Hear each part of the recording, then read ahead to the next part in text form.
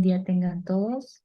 Nosotros pertenecemos al grupo número 6 y actualmente estamos cursando la pasantía de parasitología del primer bloque de internado rotatorio. Los integrantes del grupo son Jenny Michelle Herrera, Carmen Patricia Reyes, Kendi Paola Durón, Catherine Melissa Gómez y mi persona Karen Celeste Sauceda. Bien, el tema que vamos a tratar el día de hoy son los principales mecanismos de patogenicidad de fasciola hepática.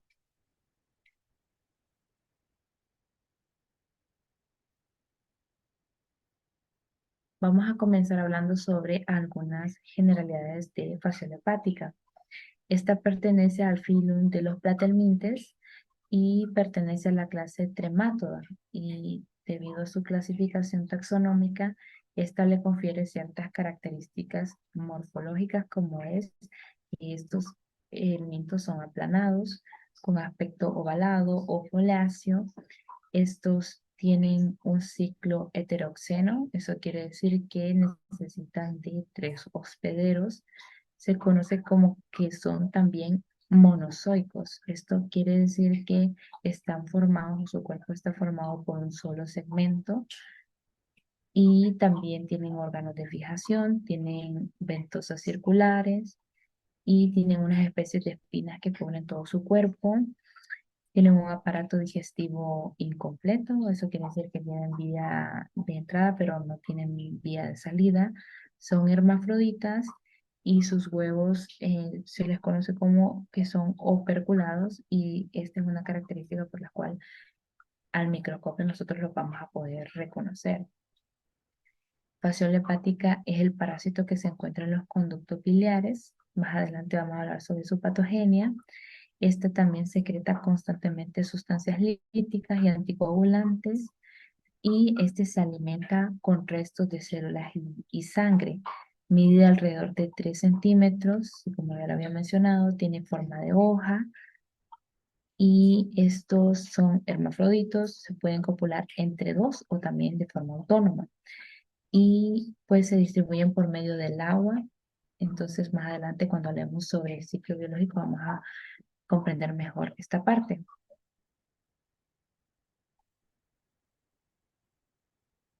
Bien, la enfermedad que produce fasciola hepática se denomina fasciolasis.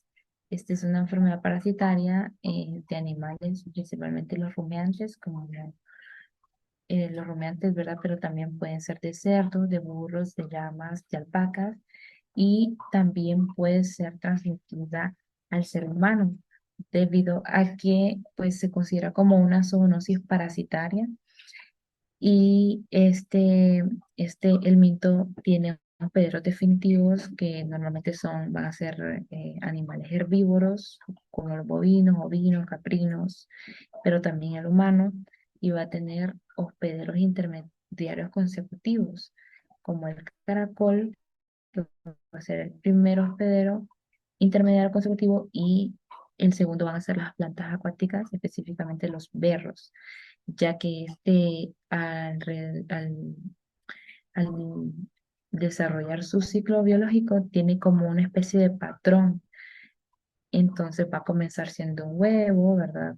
Luego este va a convertirse en un miracidio, el primer estadio, luego en un esporoquiste, luego una redia, luego una cercaria y luego en una metacercaria, que todos estos van a ser estadios larvales. Entonces, vamos a más adelante a hablar específicamente sobre el ciclo biológico y vemos que pues este se da en animales herbívoros. El ciclo inicia con un hospedero definitivo que quiere decir que posee los estadios adultos dentro de sí, que este está infectado, ya que en sus conductos biliares se encuentra alojado el estadio adulto, que puede estar en pares, como ya lo había mencionado, o puede estar solo. Entonces ahí se da la producción de los huevos después de la cópula y estos huevos son eliminados en la materia fecal de los hospederos definitivos. Estos son grandes, como lo podemos observar en las imágenes, son grandes, son operculados tienen un color amarillento y son el estadio diagnóstico. Pero estos no son infectantes porque para poder embrionar deben de caer al agua y ahí en el agua tienen, bueno, específicamente tiene que ser en agua dulce, tiene que tener ciertas características como por ejemplo la suficiente concentración de oxígeno, la temperatura ideal y así entonces en el agua dulce van a embrionar alrededor de 15 días. También tiene que tener una baja concentración de salinidad el agua, ¿verdad? Por eso el agua dulce. Y una vez que esté embrionado, entonces este va a eclosionar. Entonces deja salir el primer estadio larval, ¿verdad? Que este se llama miracidio. Este es alargado, ligeramente ovoide y tiene unas pequeñas ventosas y todo su cuerpo está cubierto por cilios. Entonces este va a estar libre en el agua dulce y necesita encontrar en 24 horas a su hospedero intermediario y que este va a ser el caracol, ¿verdad? Entonces, si este no lo encuentra, entonces va a morir porque en su búsqueda pues, va a gastar todas sus reservas energéticas. Entonces, este va a presentar ciertas características, por ejemplo, lo que se denomina como geotropismo negativo, que quiere decir que repelen estar en la tierra, tropismo positivo, que por ello se encuentran en las partes más superficiales de los ríos. Entonces, al encontrar el caracol, lo penetra y dentro de él se desarrolla el esporoquiste. Entonces, se desarrolla tiene una forma alargada, este ya no tiene cilios y se desarrolla en forma de saco con varias células en su interior. Entonces, posteriormente, este se va a desarrollar en 14 días en el tercer estadio larval, que lo denominamos como redia, que este también es alargado, ya no tiene aspecto de saco, tiene con múltiples células, pero también es alargado y comienza a tener ya forma de tremátodo, del tremátodo típico, ¿verdad? Forma lanceolada, como de hoja. Y después de 25 a 30 días, este va a desarrollarse en una cercaria, que también este ya va teniendo forma ovoide y este tiene una cola alargada que no está bifurcada. Entonces la cercaria va a abandonar al caracol y va a nadar con su cola y también tiene polímeros de quitina que lo van a proteger de los químicos del agua y este va a buscar a las plantas acuáticas que son su segundo hospedero, ¿verdad? Y se van a adherir a ellas, van a perder la cola y ahí se van a enquistar y ahí se van a convertir en metacercarias. Y estas pueden durar hasta 2 años adheridas, ¿verdad? A esas hojas. Entonces, este es el estadio infectante para el hospedero definitivo, ya que este se va a infectar consumiendo las hojas de estas plantas que normalmente son los berros.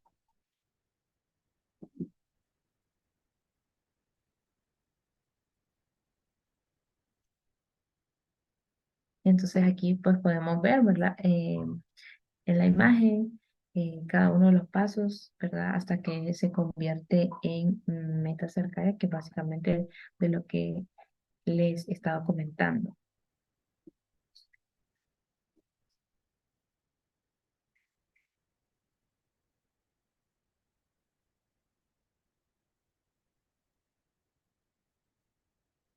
Y podemos observar eh, lo mismo, ¿verdad? Por ejemplo, en el numeral 4 podemos observar el caracol y en el 6 podemos observar también las plantas que al final es donde se encuentra el estado infectante para el humano, bueno, para los peligros definitivos que también pueden ser herbívoros.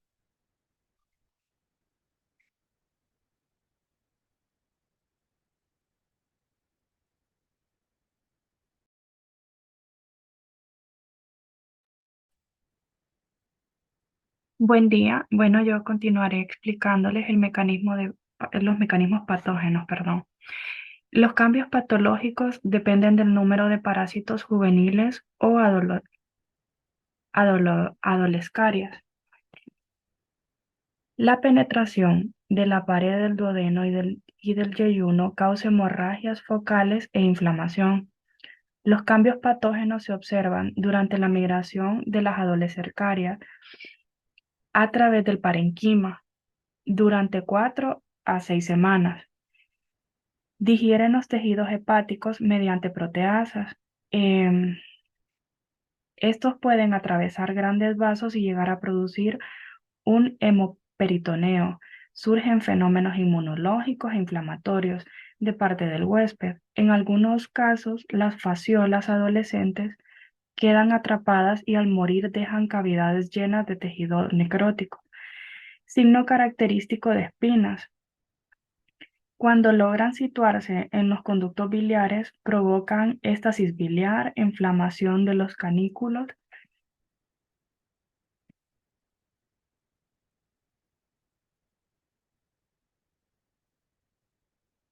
El periodo de incubación varía de modo considerable en la función del inóculo. Esto es de 15 días a 3 meses. Se inicia con fiebre, diaferesis, dolor abdominal difuso y urticaria.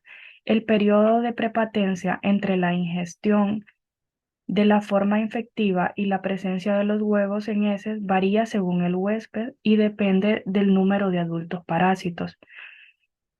Los periodos de infección se clasifican en tres: aguda o invasiva, latente o obstructiva.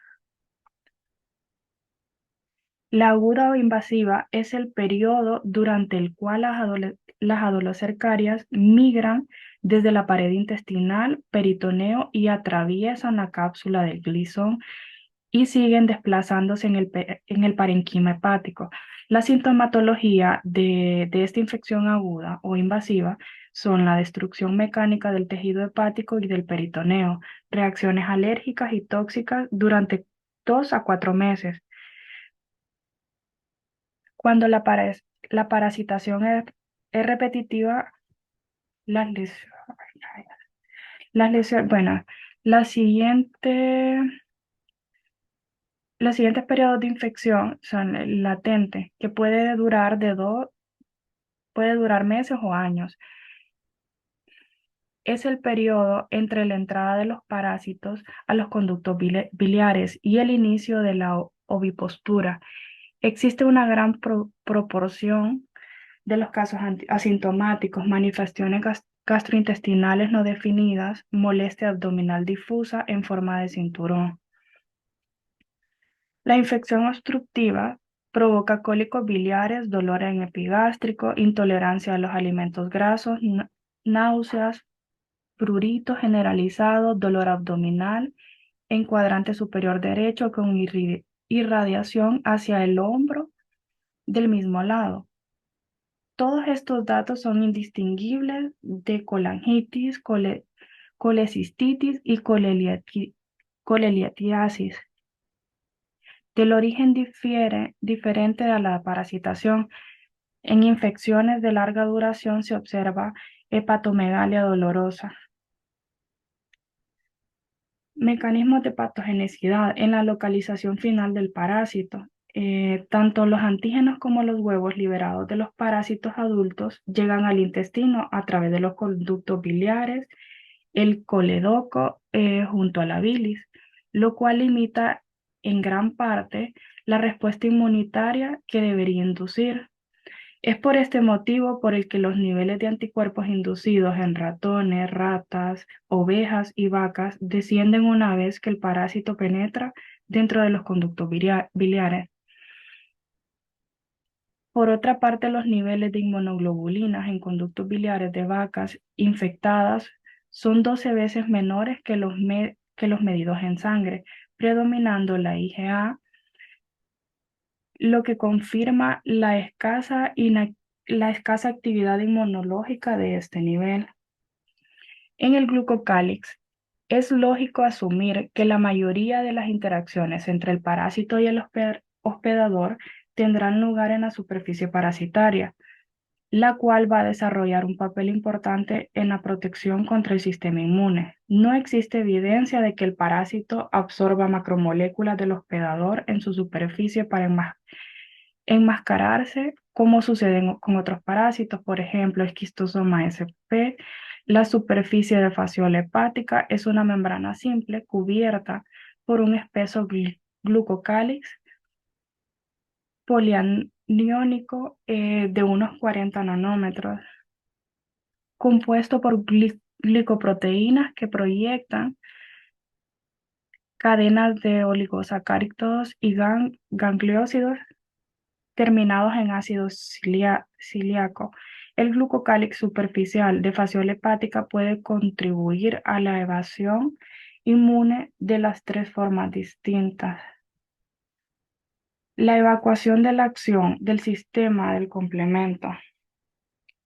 En esta hablamos que las larvas recién desenquistadas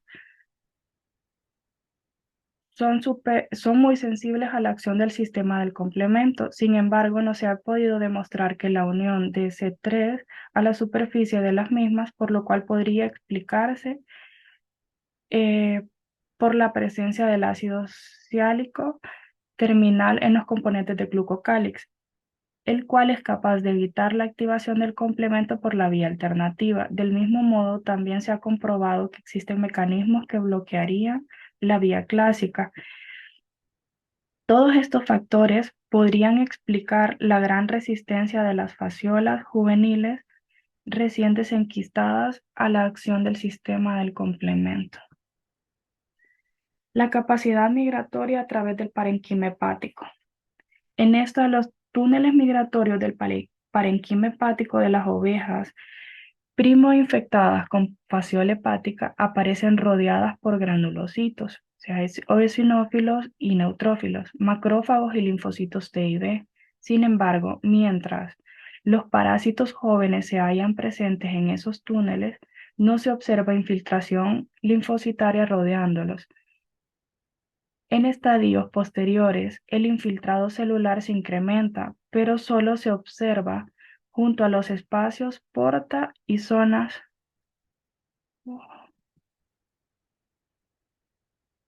lesionadas y no rodeando a las fasciolas. Bueno, esta es toda nuestra exposición. Muchas gracias por su atención.